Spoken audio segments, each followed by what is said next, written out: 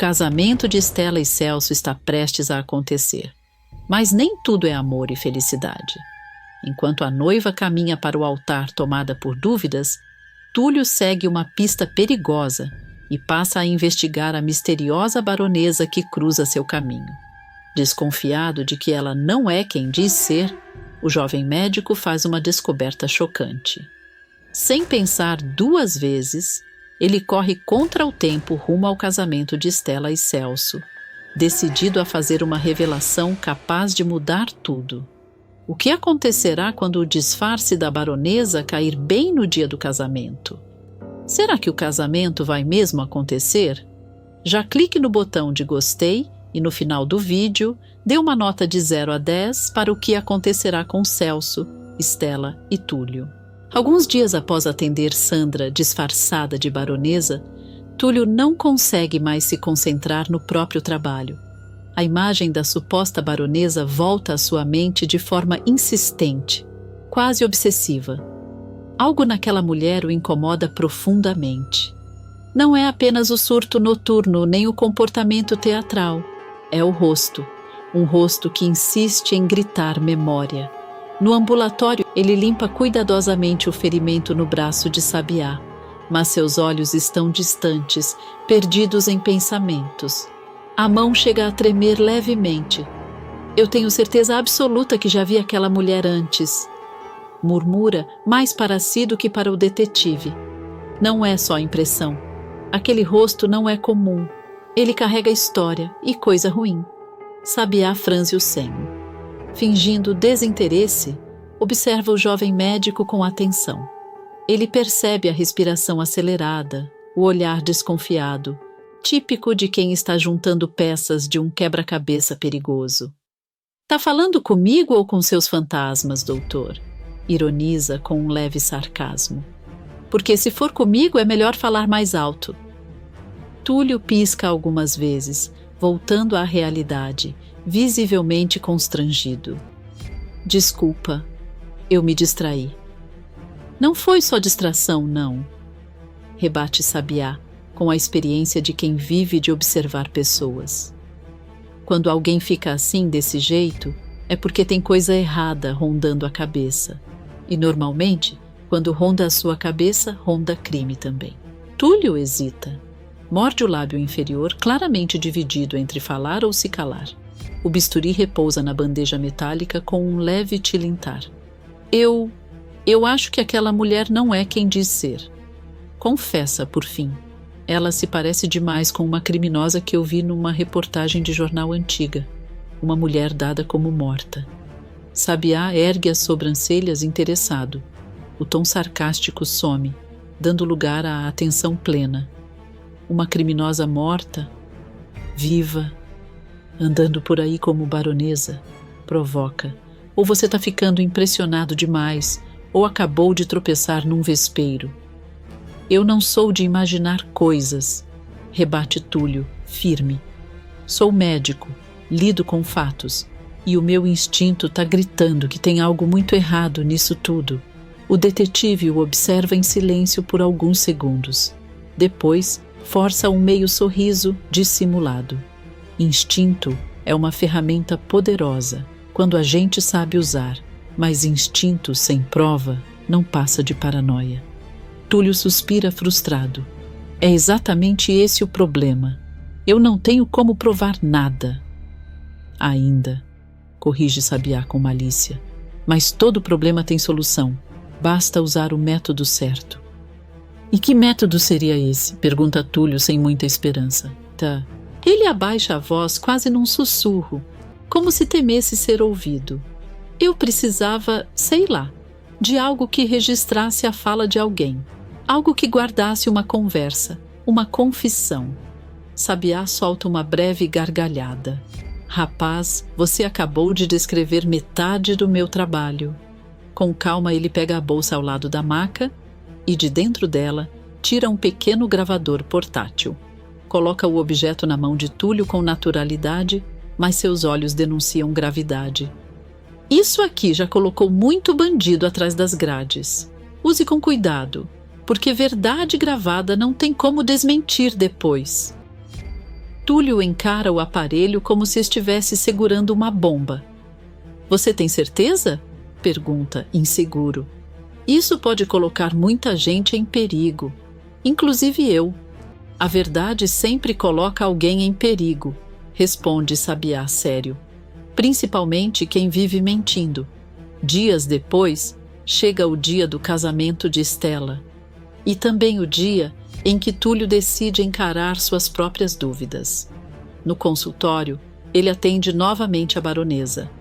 Ela está calma demais, elegante demais, perfeitamente controlada. Tudo nela parece ensaiado. Prontinho, baronesa, diz Túlio, profissional. Pressão normal, exames ótimos, não há nenhum motivo médico para preocupação. Ela o encara fixamente, com um sorriso enigmático que o deixa desconfortável. Então não precisarei mais voltar? Pergunta com falsa inocência. Se depender da medicina, não. Responde ele, medindo cada palavra.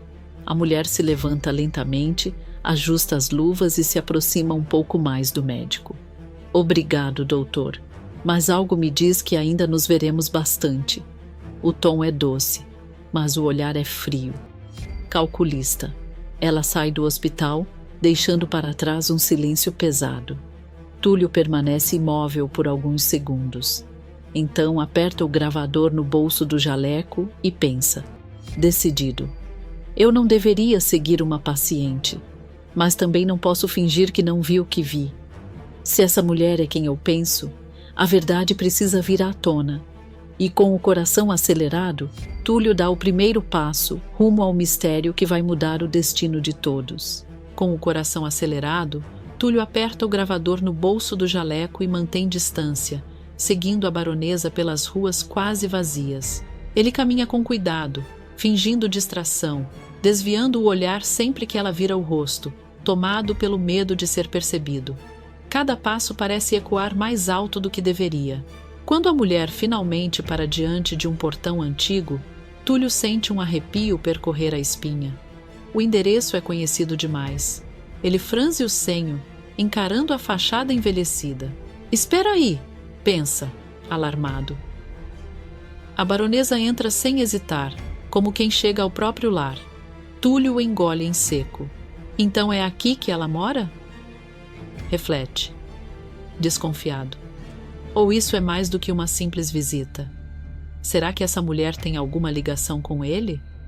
Ou eu estou começando a ligar pontos que não existem? Por alguns segundos, ele cogita ir embora.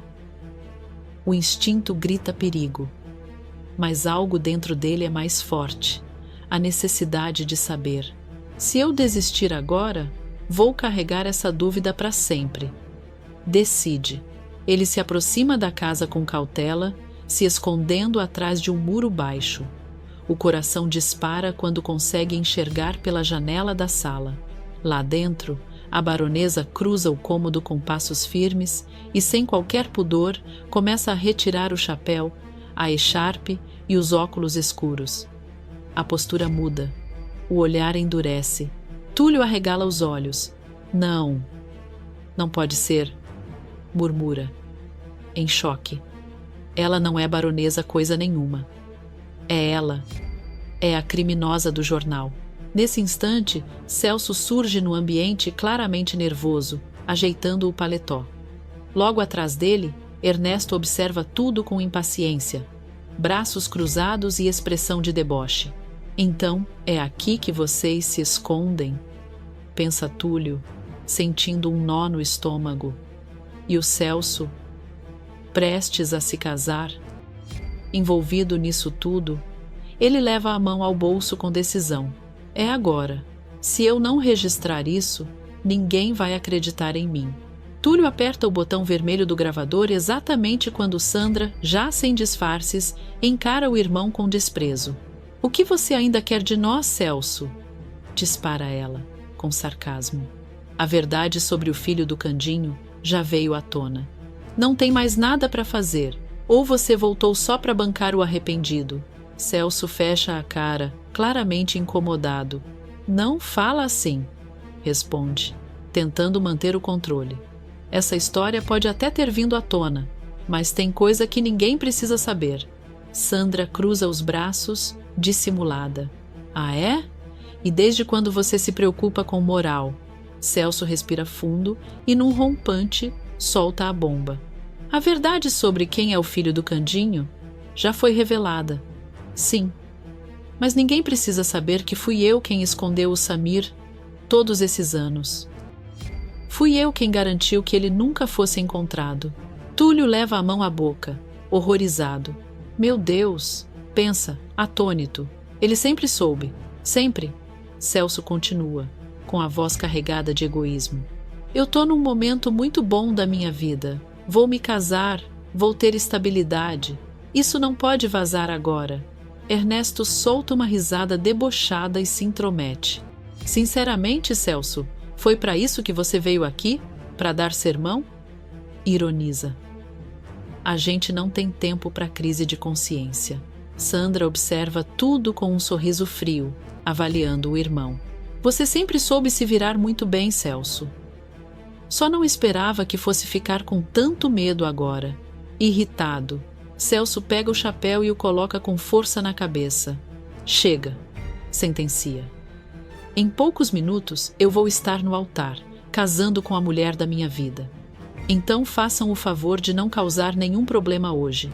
É tudo o que eu peço. Ele sai da casa visivelmente transtornado. Túlio se abaixa rapidamente, prendendo a respiração, enquanto vê o futuro marido de Estela atravessar o jardim apressado. Então é isso, murmura, sentindo o peso da revelação. Celso sempre soube do paradeiro do Samir. E aquela mulher não é baronesa nenhuma. É a irmã bandida dele. A indignação toma conta. A Estela não pode casar com um mentiroso desses. Eu não vou permitir. Mas o desespero cresce quando Celso entra no carro, liga o motor e arranca em alta velocidade rumo à igreja. Não, não, sussurra Túlio, aflito. Ele vai chegar antes. O carro desaparece na esquina, deixando apenas o som distante do motor. Túlio aperta o gravador com força. Se eu não correr agora, nunca vou chegar a tempo. Pensa, determinado. Isso não é sobre mim, é sobre a felicidade da Estela. Sem pensar duas vezes, ele começa a correr, ofegante, sentindo o corpo reclamar, mas a mente focada em um único objetivo. Vamos, Túlio, corre, você consegue. Incentiva a si mesmo. Você tem que chegar a tempo. Por ela, só por ela. E assim, o jovem médico dispara pelas ruas, levando consigo a prova que pode mudar o destino de todos. Alguns momentos depois, Celso já chega à igreja. Assim que atravessa a porta principal, o homem diminui o passo, respira fundo e deixa escapar um sorriso ensaiado de satisfação. Aos olhos de qualquer um, ele parece apenas um noivo emocionado. Mas por dentro, o coração bate acelerado demais não por amor, e sim por medo. Ele percorre o corredor central, observando cada detalhe do casório impecável. As flores, os arranjos, as velas acesas. Tudo está exatamente como planejado. Ainda assim, algo o incomoda. Uma sensação incômoda de urgência, como se o tempo estivesse prestes a lhe pregar uma peça. Hoje dá tudo certo. Tem que dar. Murmura para si mesmo, ajeitando o paletó com as mãos trêmulas. Nos bancos, Celso reconhece rostos conhecidos. Gente que fez parte de sua trajetória, gente que acredita nele. Isso o deixa dividido entre orgulho e culpa. As crianças chamam sua atenção. Estão agitadas, felizes demais para um dia tão sério. Anabela, em especial, bate palmas ao velo se aproximar. Olha, é o noivo! Vibra a menina, contagiando as outras crianças. Celso abre um sorriso constrangido, daqueles que tentam parecer sinceros. Vocês estão animadas demais, hein? Diz, forçando leveza. Daqui a pouco começa tudo. Ele segue em frente, sentindo o peso dos olhares. Alguns convidados cochicham discretamente. Não por desconfiança, mas pela expectativa do casamento. Ainda assim, Celso sente como se cada sussurro fosse uma ameaça. Ao chegar ao altar, encontra Candinho e Dita, padrinho e madrinha do casamento. O caipira abre um sorriso largo, genuíno, completamente alheio à verdade que está prestes a explodir. Finalmente, em Cerso, comenta Candinho, animado. Celso força uma risada curta. Tô aqui, primo. Dia importante a gente não perde. Dita observa o noivo com mais atenção. O sorriso dele não a convence totalmente. Há algo rígido demais em sua postura. Você tá pálido, Cerso, comenta, desconfiada. É nervoso de noivo ou cansaço? Celso responde rápido demais. É emoção, Dita. Emoção pura. Candinho bate no ombro do primo, sem notar a tensão. Isso é amor, uai. Quem ama fica assim mesmo. Celso concorda com a cabeça, mas logo muda de assunto, claramente inquieto. Ele olha em direção à porta principal da igreja, depois para o relógio no pulso. Dita, pergunta, tentando parecer casual. Você sabe dizer se a Estela vai demorar muito para entrar? Eu confesso que estou ansioso demais. Dita sorri, tranquila. Pode relaxar, Cerso. Estelinha já está pronta. A qualquer momento essa porta se abre. Celso engole em seco. Ainda bem, diz, quase como um suspiro de alívio. Quanto antes isso acontecer, melhor. Candinho estranha o comentário. Uai, casar é coisa boa. Pra que tanta pressa? Celso se esquiva da pergunta com um sorriso torto. É que eu quero começar logo a minha vida de homem casado. Sem espera. Sem atraso. Dita cruza os braços, lançando um olhar rápido para Candinho. Há algo naquele tom que não soa romântico, e sim desesperado. Importante é casar com o coração limpo. Cerso. Comenta, em tom mais sério. Celso sente o golpe da frase, mas disfarça. Meu coração tá limpo, mais do que nunca. Ele se vira novamente para a porta da igreja, como se esperasse que algo ou alguém aparecesse a qualquer segundo. O silêncio se alonga por alguns instantes, aumentando ainda mais sua tensão. Então, de repente, a marcha nupcial começa a tocar. O som ecoa pela igreja, solene, inevitável. Celso leva a mão ao peito, tentando controlar a respiração. Agora vai. Agora não tem mais volta. Pensa, com os olhos arregalados. Candinho sorri emocionado. É agora, primo. Mas Celso não responde. Ele apenas encara a porta fechada, com a sensação de que, junto com a noiva, algo muito maior também está prestes a entrar. Algo capaz de destruir tudo o que ele construiu em cima de mentiras. E, enquanto a música cresce, o noivo falsário percebe. O tempo que ele tanto quis apressar pode ser justamente o seu maior inimigo. Ao soar da marcha nupcial, um silêncio solene toma conta da igreja. Todas as conversas cessam, e os olhares se voltam para a porta principal.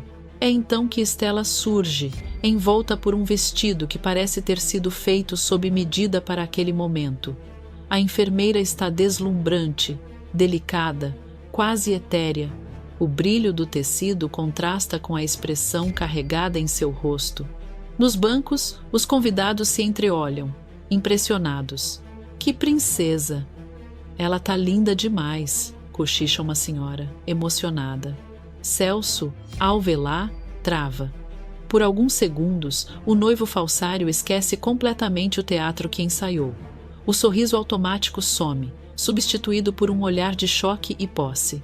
Ele engole em seco, claramente impactado, mas também aliviado.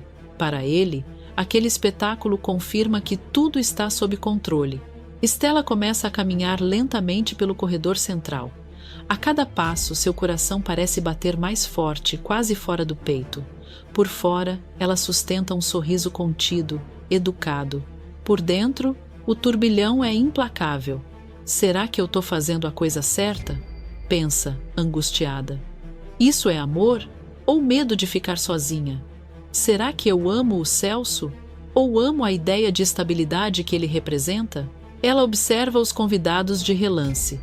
Vê Candinho sorridente, Dita emocionada, Anabela radiante, batendo palminhas sem imaginar o peso daquele momento. O sorriso da criança atinge Estela como um golpe silencioso. Eu não posso errar, não posso machucar ninguém, insiste em pensar, tentando se convencer. Ao chegar diante do altar, Estela levanta os olhos e encontra Celso. Ele rapidamente se recompõe, abre um sorriso ensaiado e segura suas mãos com firmeza excessiva, quase como se temesse que ela pudesse escapar. Você tá absolutamente incrível, Estela, diz ele, num tom meloso. A mulher mais linda desse mundo. Eu sou um homem de sorte por você ter me escolhido. Ela responde com um sorriso curto, tenso. Para Celso parece timidez. Para quem observa com atenção, é pura hesitação. O padre pigarreia e começa a cerimônia, falando sobre união, compromisso e verdade. Mas Celso mal consegue disfarçar a impaciência. Ele se remexe, ajusta o paletó, olha discretamente para o relógio, até que não se contém e interrompe. Padre, o senhor me desculpa, diz, com um sorriso apressado. Mas será que a gente não pode ir direto ao mais importante? É que eu esperei muito por esse momento, sabe? Um leve burburinho percorre a igreja. Alguns convidados se entreolham, estranhando a pressa. Estela vira o rosto lentamente para Celso, surpresa e incomodada com aquela ansiedade quase desesperada. Celso, murmura ela, tentando entender. O padre observa os dois com atenção. Hesita por um instante, mas decide ceder. Não costumo fazer isso, responde, ponderado. Mas Estela sempre foi uma mulher de fé. Acredito que esse pedido venha do amor. Vamos prosseguir. Celso solta um suspiro discreto de alívio. Obrigado, padre. Sem mais delongas, o representante da igreja inicia a pergunta decisiva. Celso, você aceita Estela como sua legítima esposa e promete ser fiel na alegria e na tristeza, na saúde e na doença, amá-la e respeitá-la todos os dias da sua vida? Celso responde no mesmo instante, sem pensar, quase atropelando as palavras. Eu aceito. O padre então se vira para Estela. O clima muda. O ar parece mais pesado. Estela, você aceita Celso como seu legítimo marido e promete ser fiel na alegria e na tristeza, na saúde e na doença, amá-lo e respeitá-lo todos os dias da sua vida? O silêncio se instala. Estela paralisa. Sua mão esfria dentro da mão de Celso. O coração dispara. Ela abre a boca, mas nenhuma palavra sai. Seus olhos percorrem rapidamente a igreja. Candinho confiante, Dita esperançosa, Anabela sorrindo, inocente, o padre aguardando, paciente.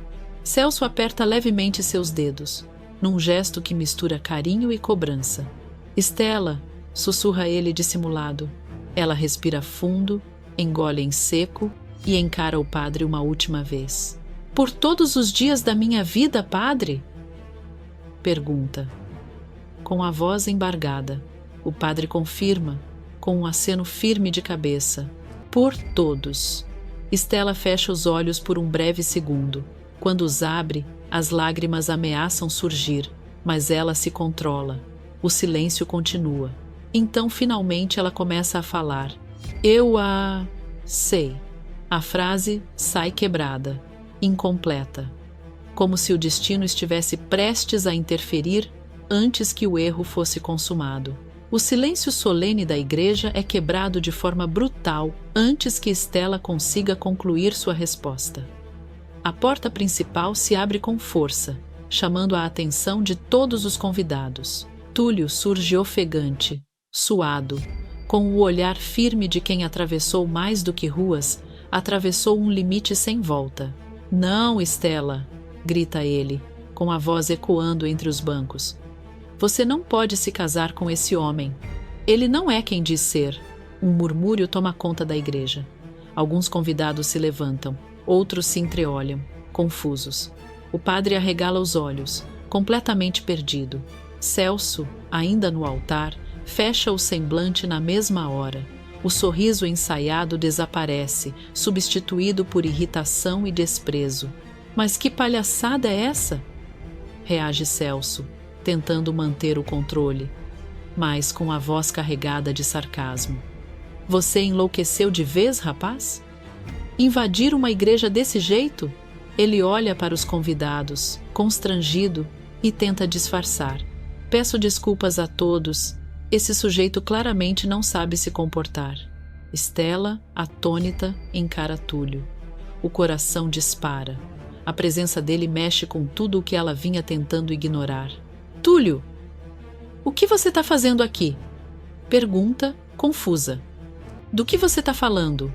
Túlio dá alguns passos à frente, sem tirar os olhos de Celso. Ele respira fundo, como quem se prepara para o golpe final. Eu não vim aqui para criar escândalo, Estela. Vim porque você merece saber com quem está prestes a se casar. Celso ri, um riso falso, dissimulado. Olha isso, Estela. Ele está usando esse teatrinho porque não aceita que você me escolheu. É inveja. Desespero de homem rejeitado. Alguns convidados murmuram em concordância, outros demonstram dúvida. Candinho observa tudo com o senho franzido, sentindo um aperto estranho no peito. Túlio então ergue a mão, revelando o pequeno gravador. Eu não preciso dizer mais nada, afirma, firme. O próprio Celso vai explicar tudo para vocês. Que história é essa de gravador? Rebate Celso, agora visivelmente tenso. Isso é ilegal. Desliga isso agora. Mas já é tarde demais. Túlio aperta o botão e a voz de Celso ecoa pelos alto-falantes improvisados, clara e inconfundível. Ninguém precisa saber que fui eu quem escondeu o Samir por todos esses anos. Sou o responsável por ele nunca ter sido encontrado. Agora, minha vida está muito boa. Isso não pode vazar. O choque é imediato. Um suspiro coletivo percorre a igreja como uma onda. Estela leva a mão à boca, em lágrimas. Candinho empalidece, sentindo as pernas fraquejarem. Meu filho, murmura ele em choque. Então era você, Celso. Celso tenta reagir, mas sua expressão denuncia pânico. Ele dá um passo para trás. Isso foi tirado de contexto. Se defende, gaguejando. Esse áudio pode ter sido manipulado. Túlio o encara com frieza. Interessante você falar em manipulação, Celso. Justamente você, que manipulou uma família inteira por anos. Candinho avança alguns passos, a voz embargada de dor e revolta. Você tem noção do que fez comigo? Questiona, quase gritando. Eu passei a vida procurando meu fio, sofrendo. E você sabia de tudo? Estela encara o homem que estava prestes a se tornar seu marido. Os olhos dela agora não têm mais dúvida, apenas decepção. Celso, olha para mim e diz que isso não é verdade. Pede, com a voz quebrada.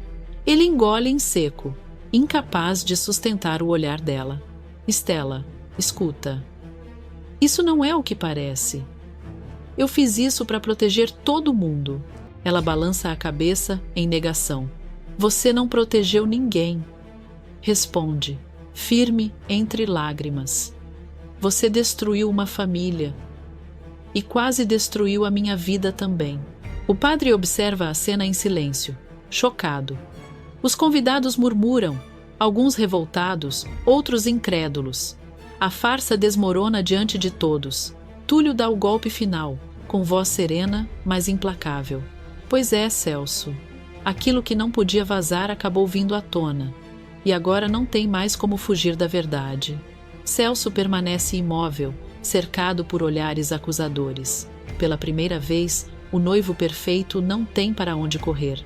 Encurralado diante de toda a igreja, Celso sente o chão desaparecer sob seus pés. O olhar corre de um rosto ao outro, buscando cumplicidade, mas encontra apenas reprovação. O noivo perfeito desmorona ali mesmo diante do altar. Tentando manter a pose, ele força um sorriso nervoso, claramente dissimulado, e levanta as mãos num gesto teatral. Não escutem isso! Grita, com a voz trêmula. Eu não sei que gravação é essa. Esse rapaz é um falsário. Está inventando tudo para destruir o nosso amor. Celso se vira para Estela, mudando completamente o tom, tentando soar doce. Meu amor, olha para mim. Vamos nos casar agora, do jeito que estava combinado. Depois a gente resolve isso longe dessas pessoas. O silêncio é pesado. Estela o encara por alguns segundos, como se estivesse vendo aquele homem pela primeira vez. Então, a noiva dá um passo para trás, a voz firme, mas carregada de dor. Casar com você? Questiona, incrédula. Depois de tudo isso? Depois de descobrir que você mentiu, enganou, escondeu um filho do próprio primo? Ela respira fundo, controlando o choro. Você não enganou só o Candinho. Você enganou a mim. Você é um monstro, Celso. Um murmúrio toma conta da igreja. Candinho, até então paralisado, fecha o punho e arregaça lentamente as mangas da camisa. O caipira avança, o olhar carregado de fúria e decepção. E se você acha que isso vai ficar barato, Celso? Diz, com a voz baixa e perigosa, você está muito enganado. Celso engole em seco. O sorriso some de vez. Ele começa a recuar, levantando as mãos em sinal de falsa rendição. Não precisa disso, Candinho. Vamos conversar, mas o medo já tomou conta. Num rompante covarde, Celso vira as costas e dispara em direção à saída da igreja, empurrando quem estiver pela frente. Isso aqui é uma armação. Vocês vão se arrepender, grita, desesperado. Só que o destino não perdoa. Ao cruzar a porta, Celso é surpreendido por Policarpo, que desfere um coice certeiro no peito do farsante. Celso voa a alguns metros e cai estatelado no chão, arrancando um grito coletivo dos convidados. E como se não bastasse, o pilantra cai exatamente aos pés do sargento da polícia, que estava ali para prestigiar o casamento de Estela. Celso olha para cima, reconhece a farda e entra em desespero absoluto. Não pode ser, murmura, fora de si. Isso não podia estar acontecendo logo agora. O vilão começa a berrar, se debatendo no chão, completamente descontrolado. Isso é culpa sua, Túlio, grita, apontando o dedo. Você acabou com a minha vida. Em seguida, vira-se para Estela, cuspindo palavras venenosas. Oferecida. Eu sempre soube que não podia confiar em você. Fingida. Antes que ele continue, Túlio avança, firme, colocando-se à frente de Estela. Cala a boca. Dispara, com autoridade. Você não vai ofender a mulher que você tentou enganar até o último segundo. Candinho se junta a ele imediatamente. Respeita a Estela, seu miserável. Brada. Quem não presta aqui é você. Dita corre até Estela, envolvendo-a num abraço protetor. Acabou, Celso, sentencia. Você não pisa mais na nossa frente como se fosse vítima. Com a ajuda dos presentes, Celso é arrastado para fora da igreja sob vaias, gritos e olhares de desprezo. O homem que entrou como noivo sai como criminoso, derrotado, expulso não só do casamento, mas da própria farsa que construiu. Estela permanece em silêncio, respirando fundo, amparada por Túlio, Candinho e Dita, enquanto o peso da verdade finalmente se instala. O pior já passou, mas o destino ainda guarda mais uma reviravolta. Alguns minutos depois do escândalo que quase destruiu um casamento, o silêncio volta a tomar conta da igreja. As portas ainda estão abertas, deixando entrar a luz da tarde, como se o destino insistisse em iluminar a verdade recém-revelada. Celso já está a caminho da delegacia, escoltado, gritando impropérios que vão ficando cada vez mais distantes. Dentro da igreja, ninguém tem coragem de se levantar. Os convidados trocam olhares constrangidos, confusos, ainda tentando processar tudo o que acabou de acontecer. O altar está vazio, não há mais noivo. Só resta Estela parada, respirando fundo, tentando reorganizar o próprio coração. Candinho passa a mão no rosto, abatido, mas aliviado. Nunca pensei que um dia desses fosse acabar assim, murmura. Mas pior seria se acabasse com a mentira vencendo. Dita segura firme a mão de Stella, com um misto de carinho e proteção. Minha amiga, você foi muito forte. Nem todo mundo consegue dizer não quando descobre a verdade em cima do altar. Stella apenas assente, os olhos marejados, mas sem derramar lágrimas. Ela não está triste. Está liberta. Em um dos bancos, Joaquim observa tudo em silêncio. O menino olha ao redor, vê as flores, a decoração, os convidados bem vestidos e o vazio no altar. Seu semblante se entristece e ele quebra o silêncio com inocência. Então, não vai ter mais casamento? O comentário ecoa pela igreja e toca o coração de todos. Joaquim abaixa a cabeça, decepcionado. Puxa, eu achei que hoje ia ter festa. Stella escuta aquelas palavras como um chamado. Ela se vira lentamente, encara o menino e se abaixa à sua altura com um sorriso doce, mas decidido. Você tem razão, Joaquim, diz, com a voz firme. Esse dia foi difícil demais para terminar em tristeza. Ela se levanta, respira fundo e olha ao redor. Seus olhos passam pelos convidados, por Candinho, por Dita, até pararem em Túlio, ainda ofegante, parado próximo à entrada da igreja, sem acreditar totalmente no que acabou de viver. Stella dá o primeiro passo, depois outro. Cada passo é uma decisão, cada movimento é uma libertação. Túlio percebe e engole em seco. Stella murmura, inseguro. Você não precisa fazer nada por impulso. Ela para diante dele e o encara nos olhos, com serenidade. Isso não é impulso, é certeza. Os convidados se inclinam, atentos. Um silêncio respeitoso se forma. Você me salvou naquela represa, começa Stella, emocionada. Quando eu achei que tudo tinha acabado. Depois cuidou de mim, mesmo sem prometer nada em troca. E hoje você me salvou de viver uma mentira. Túlio tenta falar, mas ela o interrompe com um gesto suave. Eu passei muito tempo achando que estabilidade era amor. Mas não é. Amor é verdade, é cuidado, é coragem. Ela respira fundo, segura as mãos dele. Túlio, você aceita casar comigo agora? Não por convenção, não por aparência, mas por amor. Túlio sente os olhos se encherem de lágrimas. Ele sorri, emocionado. Eu aceito, responde, sem hesitar. Aceito hoje, amanhã e todos os dias da minha vida, porque você merece um amor que nunca precise ser escondido. Um murmúrio emocionado percorre a igreja.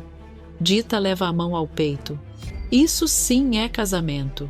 Candinho sorri, orgulhoso. Agora sim, Stella escolheu certo. Stella se vira para o padre, ainda atônito com tudo. Seu padre? Se o senhor permitir, eu gostaria de continuar a cerimônia. O padre ajeita os óculos, sorri com emoção. Minha filha, poucas vezes vi a verdade conduzir um casamento dessa forma. Se há amor e consentimento, não há razão para esperar. Ele ergue a voz, emocionado. Se ambos estão de acordo, então só me resta dizer uma coisa. Pode beijar a noiva. Túlio e Stella se aproximam lentamente. O beijo é doce, verdadeiro, libertador. Um beijo que sela não apenas um amor, mas uma vitória sobre a mentira. Os convidados se levantam, aplaudem de pé. Arroz é jogado ao alto. Risos, lágrimas e aplausos tomam conta da igreja. Stella sorri, finalmente em paz. Hoje não foi o dia em que quase me casei com um vilão. Sussurra. Foi o dia em que escolhi a verdade. E de mãos dadas ela e Túlio seguem em direção ao futuro, sob aplausos e bênçãos. Mas agora, após tanto abraço e lágrima boa, Candinho percebe algo que ninguém mais nota. Dita sorri. Mas o sorriso não chega nos olhos.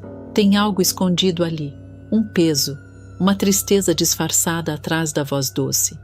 O caipira observa a Taamada arrumando a cozinha, cantarolando sem entusiasmo, e o pressentimento aperta seu peito.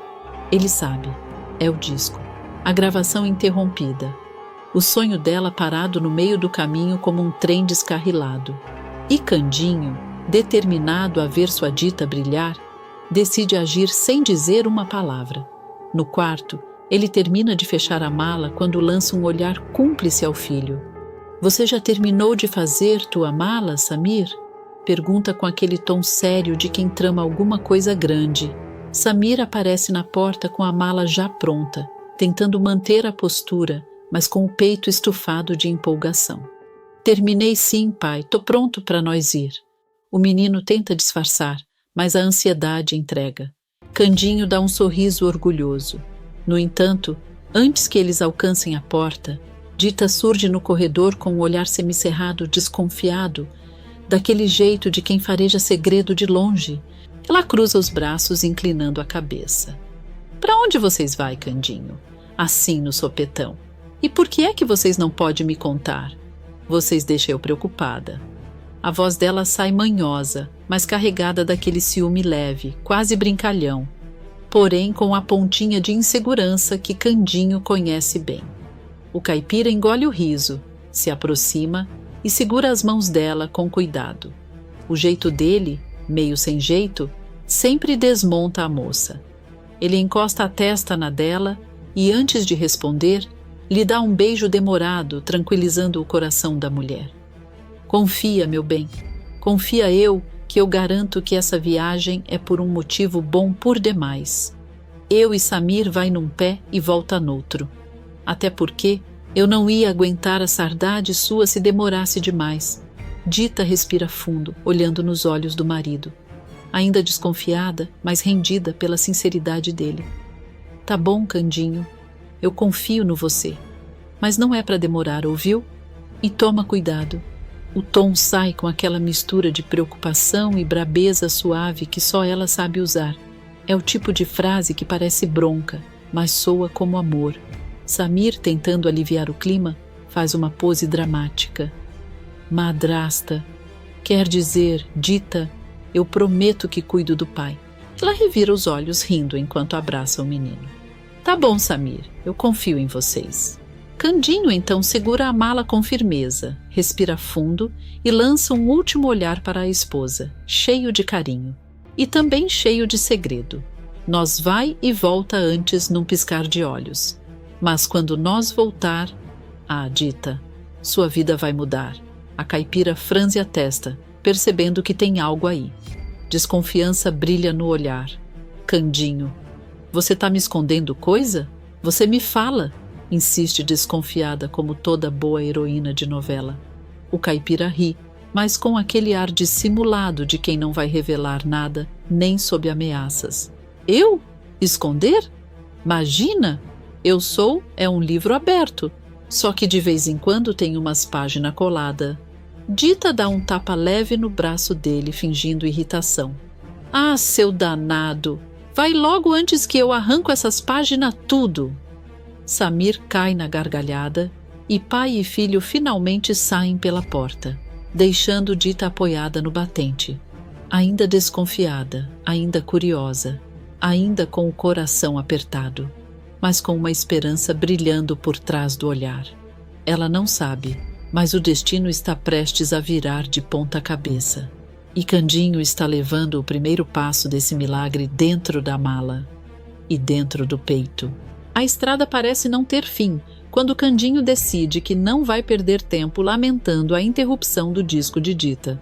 Agora que sabe que Samir é seu filho, o caipira sente como se tivesse ganhado forças novas para lutar por tudo o que ama. Com as malas pequenas no porta-malas e a coragem inflada no peito, os dois seguem rumo ao Rio de Janeiro.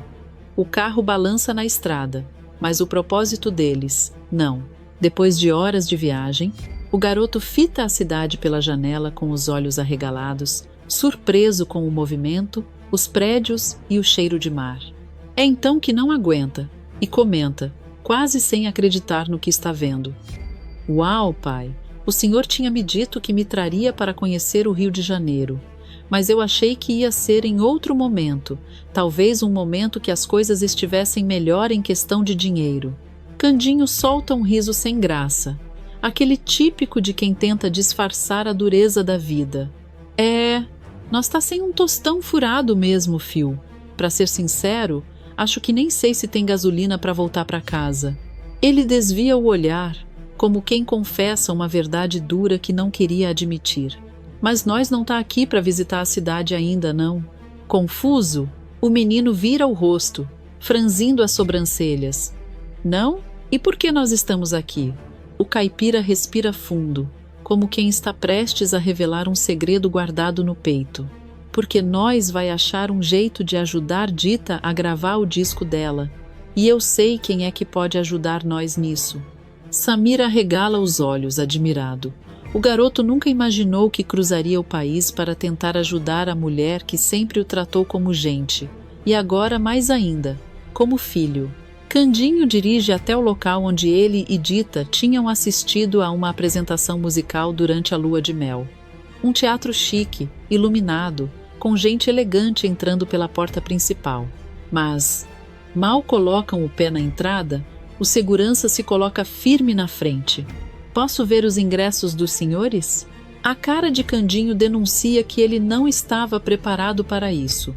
Eita, senhor, nós tá sem as entradas. Mas nós não tá aqui para assistir show, não. Nós só quer falar com uma pessoa rapidinho. 5 minutinhos só. Juro por tudo. Ele tenta passar com aquele sorriso de caipira inocente que sempre funcionou, mas o segurança não se comove. Sem ingresso, ninguém entra. Samir observa a cena com atenção. Vê no rosto do pai a aflição de quem sabe que tudo pode dar errado ali mesmo. Então, como quem ativa um modo de sobrevivência que aprendeu na marra, ele põe a mão no peito, respira fundo e muda completamente a expressão, quase um ator. Senhor, eu sou apenas uma pobre criancinha que já não tem muitos dias de vida.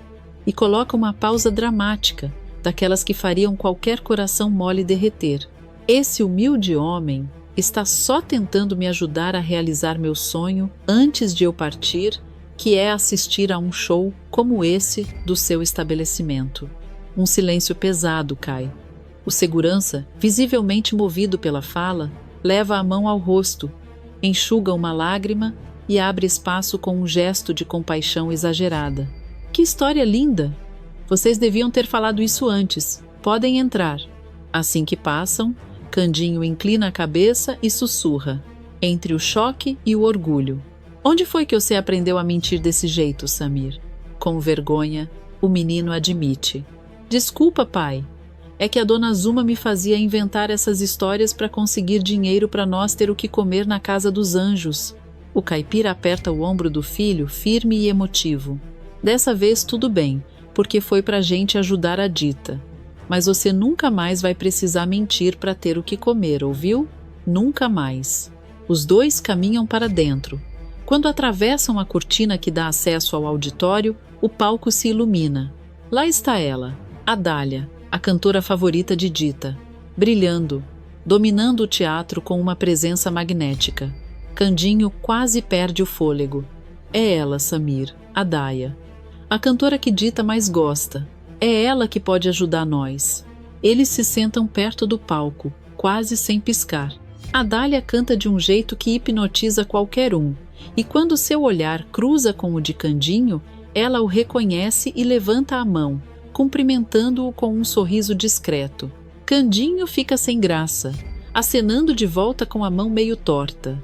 Ao final da apresentação, depois dos aplausos estrondosos, a Dália desce elegante, caminhando diretamente até eles. Curiosa, afiada, quase teatral, ela pergunta: "Você é o Candinho, não é? O que traz sua ilustre presença novamente ao meu show?" Ela arqueia a sobrancelha com malícia. "E onde está Dita Ribeiro, aquela mulher de voz espetacular? Não me diga que vocês não estão mais juntos." Candinho se apressa, quase tropeçando nas palavras. Não, nós tá mais junto do que nunca. Eu e Dita tá coladinho por demais. Mas tem uma coisa que tá deixando ela meio borocochô, e é por isso que nós está aqui. A cantora inclina o rosto, desconfiada, como quem já imagina fofoca. Como assim tem algo abalando a felicidade de Dita Ribeiro? Isso é péssimo para vós. Candinho respira fundo e explica. O problema é justamente que não deixam ela soltar a voz. Dita ia gravar o disco dela com as músicas próprias e ela estava feliz demais. Mas aí um dos donos da rádio, um bigodinho safado que odeia nós, foi lá e proibiu ela de gravar. A Dália arregala os olhos, indignada. Mas que absurdo! Isso é como impedir um pássaro de cantar, um anjo de abrir as asas, uma estrela de nascer. Candinho aproveita que tocou no coração da diva. Eu vou ser sincero com você, Adália. Eu queria mesmo era pagar um estúdio para Dita gravar, mas eu perdi tudo num incêndio. Quase perdi até meu fio. Então eu não consigo mais fazer isso.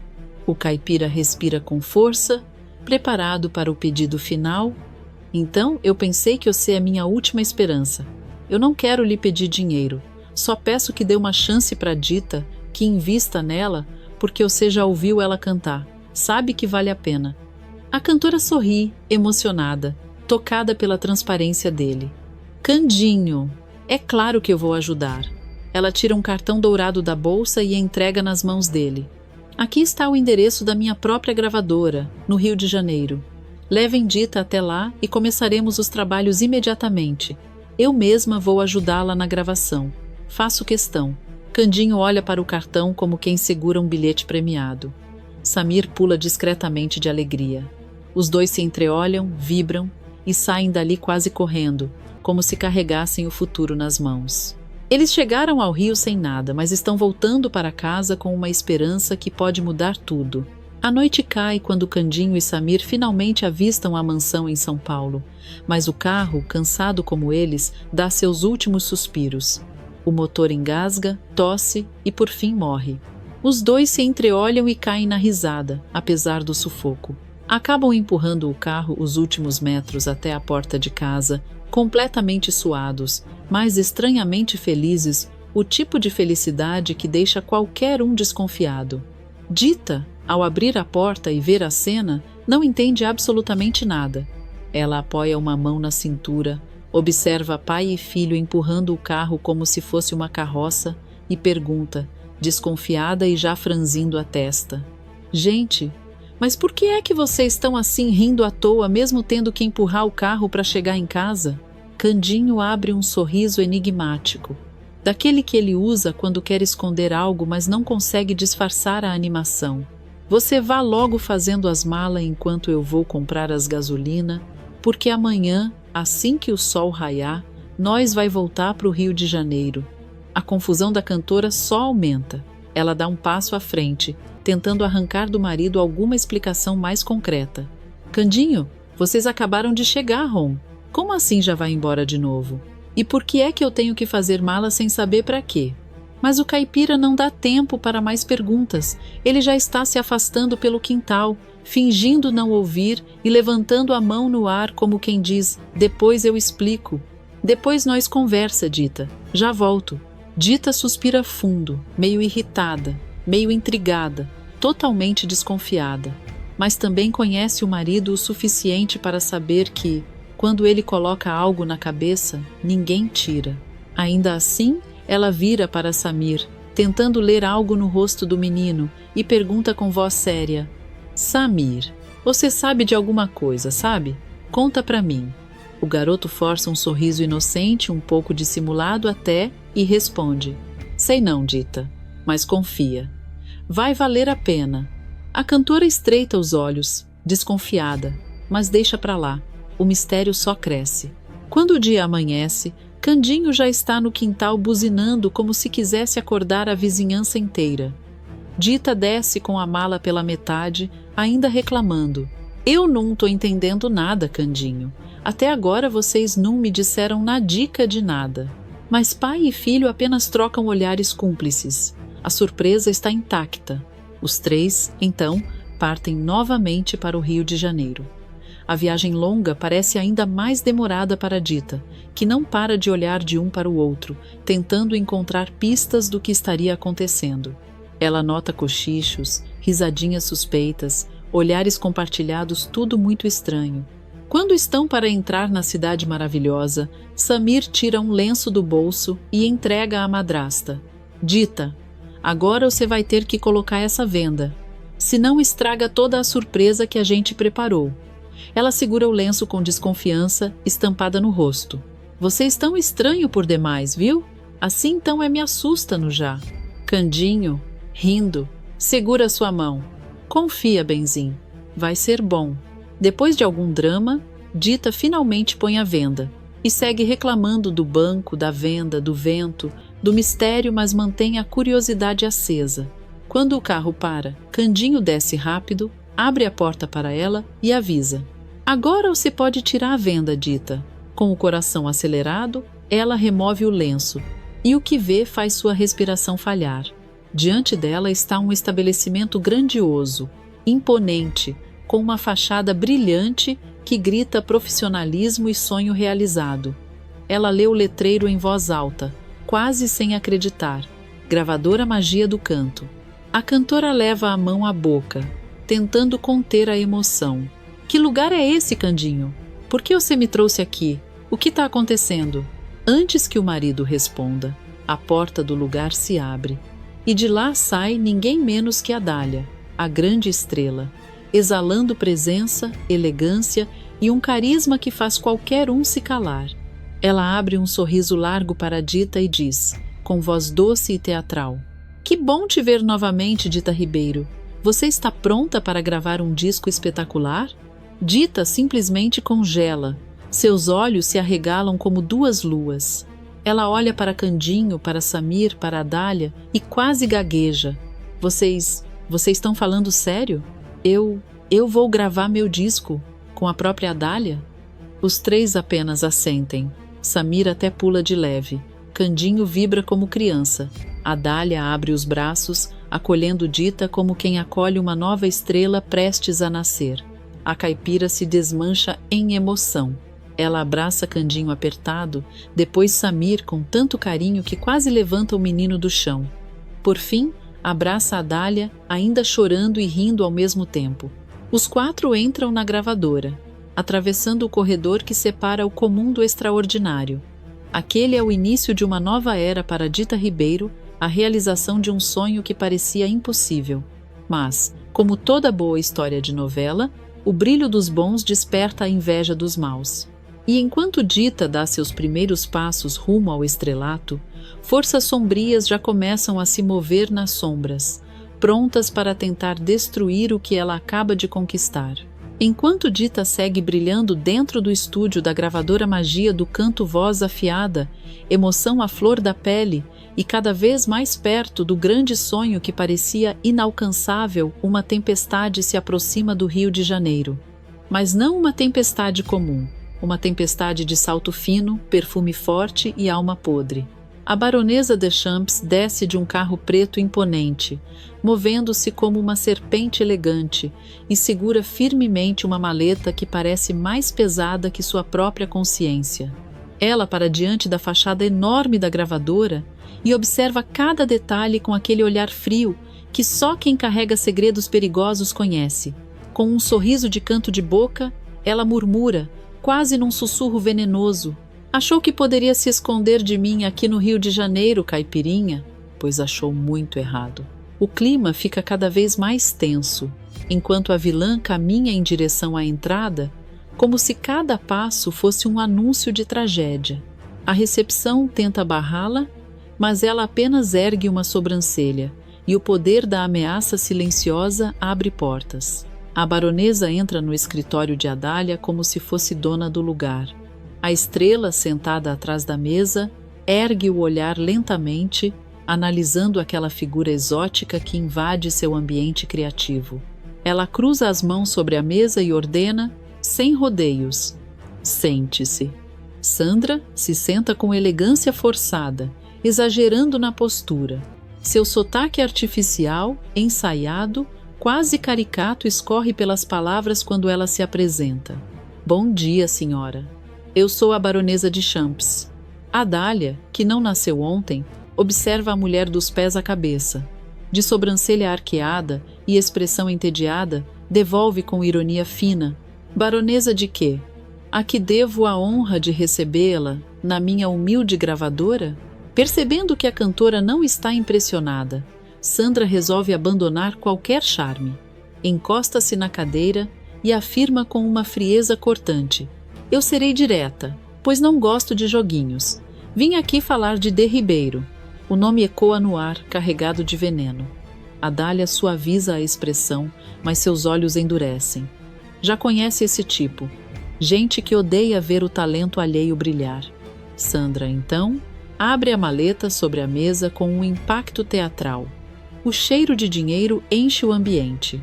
Maços e maços empilhados, como se fossem tijolos de um castelo construído à custa de mentiras. Eu quero que você cancele a gravação do disco da Caipira. A cantora passa a mão sobre as notas, como quem avalia um tecido raro. Ela conta mentalmente não por ambição, mas por curiosidade. Depois encosta na cadeira e começa a rir. Uma risada sincera, debochada, cristalina. Uma risada que desmonta qualquer vilão. Não há a mínima chance de eu fazer isso. Sandra arregala os olhos, incapaz de acreditar na afronta. Sua voz sai esganiçada. O quê? Você está brincando comigo? Por acaso viu quanto dinheiro tem aqui? Pois me venda essa gravadora. Eu dobro o valor dessa maleta e compro a sua parte. Adália, firme como um diamante polido pela experiência, responde apenas com serenidade perigosa: escute aqui, baronesa. Se você acha que essa quantia de dinheiro ou qualquer quantia que venha a me mostrar é o bastante para comprar a saída de Dita Ribeiro desta gravadora, então, ou você nunca a ouviu cantar, ou a odeia demais para enxergar a verdade. Sandra aperta os dedos no braço da cadeira, mas Adália continua, e cada palavra é um golpe certeiro. Eu ouvi Dita cantar. Nos primeiros segundos, eu já sabia que ela seria uma estrela. Trabalho com música há muitos anos e garanto que Dita será o maior sucesso deste país. A baronesa tenta intervir, alterada. Você está enganada sobre... Mas Adália ergue a mão, cortando a fala da pilantra. Se você só entende a língua do dinheiro, então entenda isso. Seu dinheiro não é nada comparado ao lucro que o talento de Dita vai gerar. Absolutamente nada. Sandra fica lívida, humilhada, ridicularizada. Derruba a cadeira ao levantar. Empurra a mesa. Esbarra num cabideiro e o derruba também. Enquanto sai, explode em berros espalhafatosos pelos corredores da gravadora. Com quem pensa que está falando? Eu sou uma baronesa, uma baronesa. Os funcionários observam a cena com espanto. Alguns seguram risos, outros fazem o sinal da cruz. A porta bate com força e a megera desaparece como uma nuvem de tempestade empurrada pelo vento. Mas o eco de sua ameaça permanece no ar. O que Sandra não entende, e que nenhuma ambição é capaz de comprar, é que o destino de Dita Ribeiro já está escrito.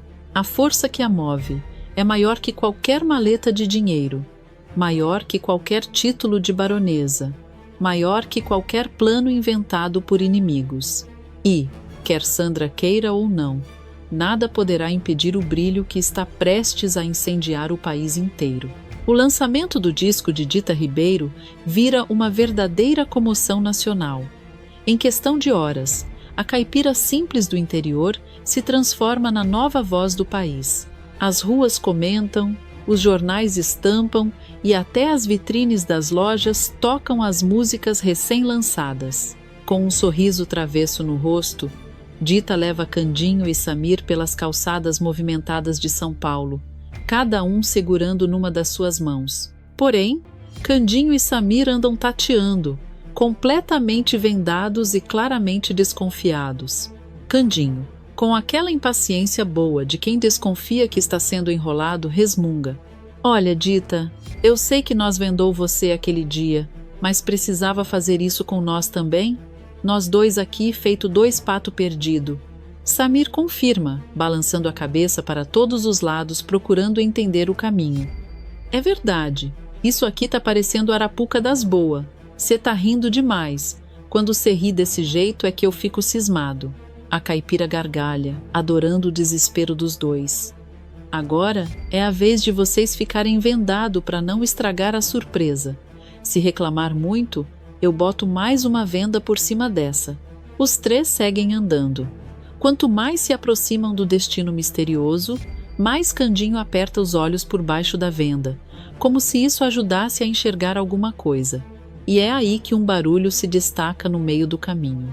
Marteladas, batidas firmes, vozes de trabalhadores, o arrastar de grandes sacos, o impacto metálico de ferramentas. O caipira franze a testa, estranhando. Uai, que barulheira é essa? Isso é martelo, é pá também, é barulho de obra, parece até que nós tá dentro de construção. Dita, você não me botou para trabalhar, né? Porque aí eu tiro essa venda é na unhinha. Samir tenta farejar o ar, todo desconfiado. Tem cheiro de cimento fresco. Ih, pai, será que a madrasta tá aprontando? É então que uma voz conhecida surge logo à frente, trazendo um misto de surpresa e ironia. Agora vocês podem tirar a venda e ver com seus próprios olhos, Candinho e Samir. Candinho empurra a venda para cima e então para. Não consegue se mover. O ar some por alguns segundos. Samir tira a venda e arregala os olhos, boquiaberto como se estivesse vendo um milagre. Porque diante deles, imponente como um renascimento, está a fábrica Policarpo, aquela mesma que pegou fogo, que virou cinzas, que marcou uma derrota profunda na vida dos três. Mas agora ela está sendo reconstruída por uma equipe inteira de trabalhadores. As paredes de pé novamente, os pilares levantados, a fachada tomando forma, um renascimento. Celso, cheio de orgulho, cruza os braços e ergue o queixo. Gostou do presente, primo? Ou quer que eu embrulhe também? Candinho mal consegue falar. Sua voz sai trêmula, como se ainda precisasse confirmar com o próprio ouvido. Dita, foi você que pagou por isso? Foi você mesma? A caipira sorri com uma calma linda, uma força que ela só descobriu que tinha depois de tanto apanhar da vida. Sim, Candinho, com o dinheiro que nós conquistemos junto com o meu disco. Obrigada por me apoiar, por nunca soltar minha mão e por me fazer levantar os queixos toda vez que eu duvido de eu mesma. E você também, Samir. Você ajudou seu pai nessa missão e merece essa alegria todinha aqui. A emoção cresce tão rápido que o caipira nem pensa.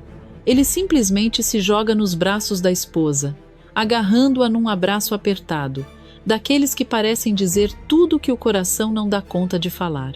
Dita, eu te amo por demais. É o melhor presente de todos.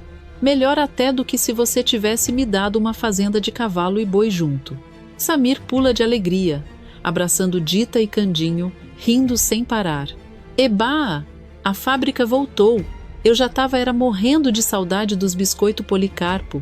Agora eu vou comer tanto que vou virar um biscoito também. A cena vira um abraço coletivo, cheio de lágrimas, risadas e incredulidade. Celso observa os quatro de longe, com um sorriso discreto, como quem não quer admitir que também ficou emocionado. Porque ali, diante da fábrica renascendo das cinzas, uma nova fase começa para a família. Uma fase de reconstrução, de esperança e, claro, de novos desafios. Afinal, quando pessoas boas prosperam, sempre surgem sombras tentando apagar a luz. E no alto daquele prédio em obra, o vento parece anunciar que alguém, em algum lugar, está prestes a se incomodar muito com o sucesso de Dita Ribeiro. O sol de fim de tarde dourava as ruas, quando Dita, Joaquim, Candinho e Samir caminhavam tranquilamente pela cidade. Os quatro estavam leves, sorridentes, ainda embalados pela emoção do presente da fábrica reconstruída. Pareciam finalmente respirar aliviados depois de tantos tombos da vida, até que uma aglomeração repentina começa a se aproximar. Um grupo animado, cheio de risos e euforia, avança com discos nas mãos, canetas balançando, olhos brilhando. Antes que eles consigam entender o que está acontecendo, um dos jovens grita: Dita, Dita Ribeiro, é você mesmo? Pode me dar um autógrafo? Dita arregala os olhos, surpresa como uma criança vendo magia pela primeira vez. Autógrafo? Eu? Tem certeza, moço? Outra fã, com o disco apertado no peito como se segurasse um tesouro, responde imediatamente: claro que sim. Você é a melhor cantora de todas. Se eu conseguir seu autógrafo, eu vou me gabar para os meus amigos até ficar velha. A caipira ri, tímida, tentando entender como a sua própria voz pode ter criado aquela onda de carinho. Candinho a observa com aquele orgulho bobo, como quem vê o amor da vida finalmente ser reconhecido pelo mundo. Samir até estufa o peito, apontando para a Dita e dizendo baixinho, para quem quisesse ouvir: essa aí é minha madrasta, viu? É a Dita de verdade, não é imitação não. Joaquim complementa todo orgulhoso. E essa aí é a minha mãe, a maior cantora desse país todinho. Mas enquanto todos vibram de alegria ao redor da nova estrela, um par de olhos distantes observa a cena com ódio fervendo. Sandra, ou melhor, a baronesa Deschamps em seu disfarce fajuto, está parada na esquina, congelada entre o choque e a fúria. As mãos tremem, o rosto fica vermelho, os dentes se apertam tanto que parece que vão quebrar. Ela murmura, quase sem ar, repetindo como um mantra venenoso: não, eu não vou sair perdendo. Eu não vou sair perdendo. Não vou. O sucesso de Dita estampado em todos os cantos, as pessoas encantadas, os elogios, tudo isso atravessa Sandra como navalha na alma. A megera sempre achou que a caipira era inferior, descartável, alguém que jamais chegaria longe. E agora, ver Dita não só brilhando, mas sendo adorada, a pirou de vez.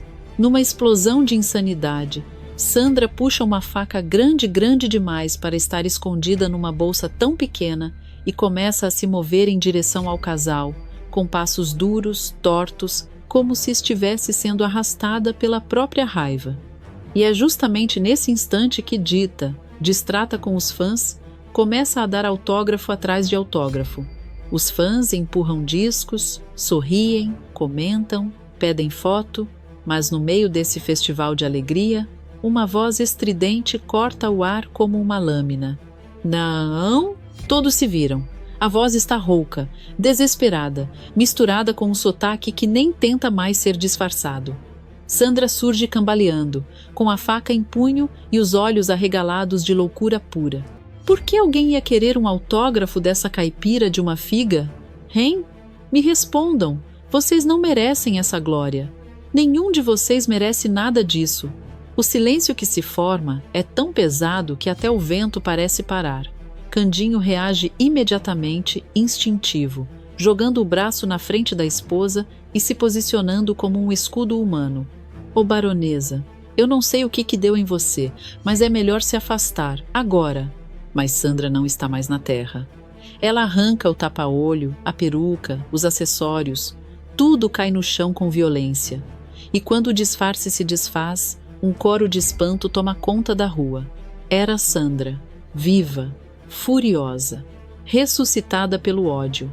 Ela avança ainda mais, cuspindo insultos que mais parecem golpes. Você acha que eu tenho medo, seu caipira?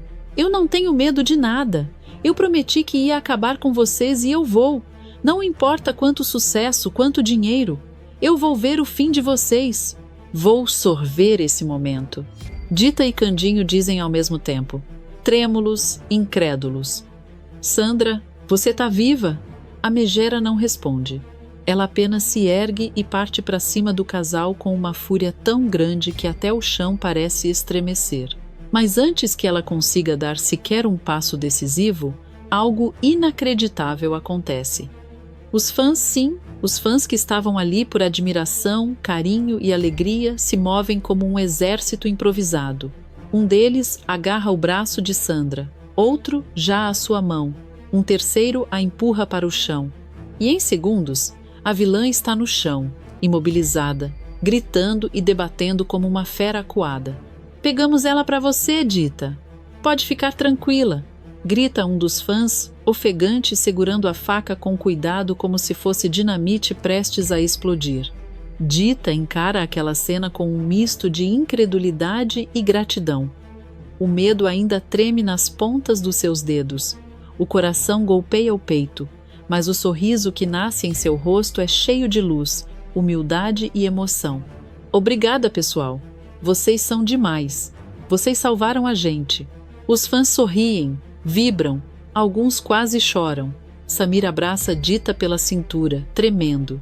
Candinho segura o ombro dela com força, como quem reafirma silenciosamente que dali em diante nada mais vai arrancá-los um do outro. Enquanto Sandra, derrotada, tenta ainda gritar ameaças. Ninguém presta atenção.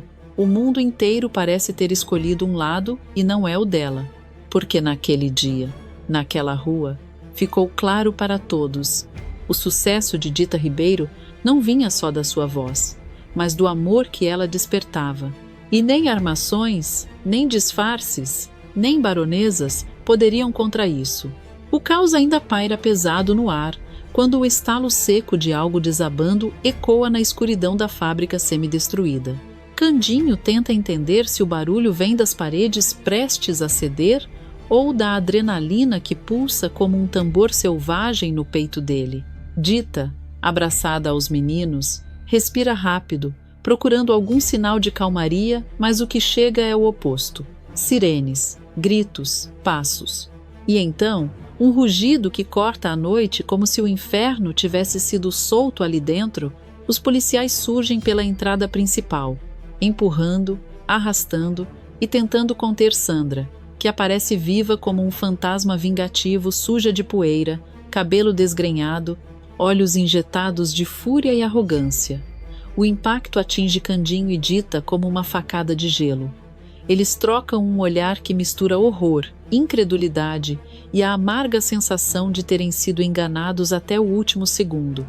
Sandra se debate como uma fera, cuspindo ódio por todos os poros. Me larguem! Eu não posso ser presa! Você não pode alcançar o sucesso! Eu não vou permitir! Eu sou a baronesa! Eu mereço ter sucesso, não uma caipira! A palavra caipira sai como veneno, como sempre saiu da boca dela, mas dessa vez o veneno soa desesperado. Um dos policiais tenta contê-la, mas ela torce o corpo e encara Candinho com um sorriso distorcido, quase demoníaco. Olha só, o herói da roça achando que venceu alguma coisa, Candinho engole seco. A raiva que ele sempre segurou dentro de si agora estremece por querer escapar, mas ele respira fundo para manter o controle. Dita, porém, não consegue esconder o choque. A expressão dela oscila entre incredulidade e um nojo profundo. Minha nossa, Sandra, você estava viva esse tempo todo, tramando, espionando? Como é que você teve coragem? Sandra vira o rosto devagar, com um sarcasmo encharcado de deboche. Ah, querida, coragem é o que vocês nunca tiveram. Enquanto vocês choravam pelos cantos, eu fazia o que tinha que fazer. É assim que os vencedores sobrevivem. O sarcasmo é tão ácido que poderia furar metal. Um dos policiais já está perdendo a paciência, mas Candinho levanta uma mão, pedindo um segundo. Ele quer olhar bem para a mulher que destruiu metade da vida dele. Quando ele fala, sua voz vem baixa, porém firme a voz de alguém que finalmente enxerga toda a verdade. A fábrica pegou fogo por sua culpa, sua e do Ernesto. Vocês dois acabaram com tudo que eu construí. Sandra ri. Uma risada seca, louca, tão deslocada que até os entulhos parecem se calar. Você ainda não entendeu, né? Tudo isso sempre foi um jogo, e você sempre foi a peça mais fácil de derrubar. Dita sente o sangue ferver. Puxa o ar como quem prepara uma bofetada, mas Candinho segura a mão dela e balança a cabeça. Há dor nele, mas há algo mais profundo também: determinação. Se o Ernesto pensa que vai escapar também, ele está muito enganado. Ele vai pagar caro, muito caro, pelos anos que me deixou longe do meu filho e por tirar minha fábrica, que eu cuidei com tanto carinho esses anos todos. Sandra bufa, revirando os olhos com desdém. Vocês acham mesmo que vão provar alguma coisa? Logo, logo eu vou estar livre, Candinho. Livre. Samir, que escutava tudo em silêncio, finalmente se adianta. O menino aperta os punhos com força, pequeno, mas corajoso. Ele é mau. Ele tem que pagar por tudo que fez, os dois. Sandra olha para o garoto com um sorriso torto e venenoso, como se quisesse assustá-lo, mas Samir não recua. Candinho se agacha diante do menino e segura seus ombros com carinho, mas também com a firmeza de um pai que não pretende nunca mais perder nada. Agora a família está completa, meu filho. Você, que é meu filho de sangue. O Joaquim, que é filho de sangue da Dita. Mas sangue não manda no coração, não.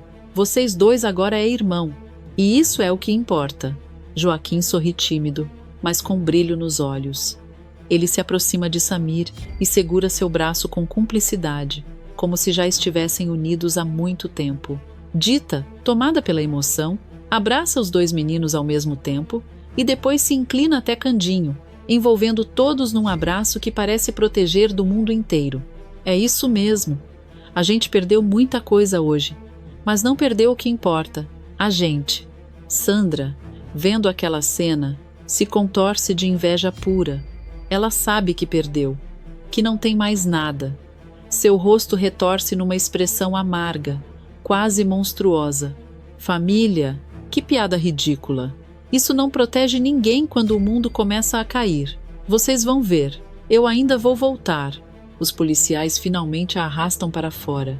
Ela continua berrando, praguejando, prometendo vingança, chutando o ar como uma criatura que se recusa a aceitar o fim. Mas o fim já chegou. Quando a viatura some na distância, levando sua fúria junto, o silêncio toma conta da fábrica. Um silêncio pesado, mas não vazio. Um silêncio que parece dizer que, apesar de tudo, a vida continua e que agora, pela primeira vez em muito tempo, eles podem respirar juntos. Candinho segura a mão de Dita. Os meninos se abraçam. E a cena termina com um brilho determinado nos olhos do caipira. A guerra com Ernesto ainda não acabou, mas agora ele não está mais sozinho.